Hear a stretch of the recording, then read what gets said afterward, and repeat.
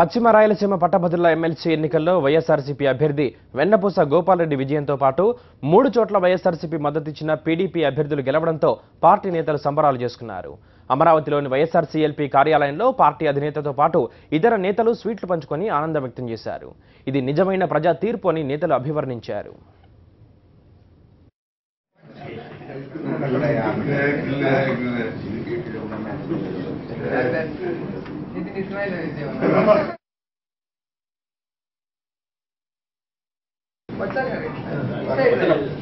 Attend Shiva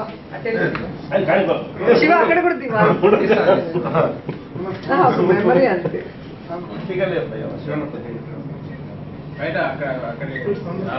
నాకు ఒక్కటి దివా అన్నది చాలా ఉన్నాయి. అలా పంపించాలి. లక్షల మంది ఉన్న ఓటర్లలో ఏమైంది సంగతి. నాకు ఎంత ఫేమస్ తెలుసా,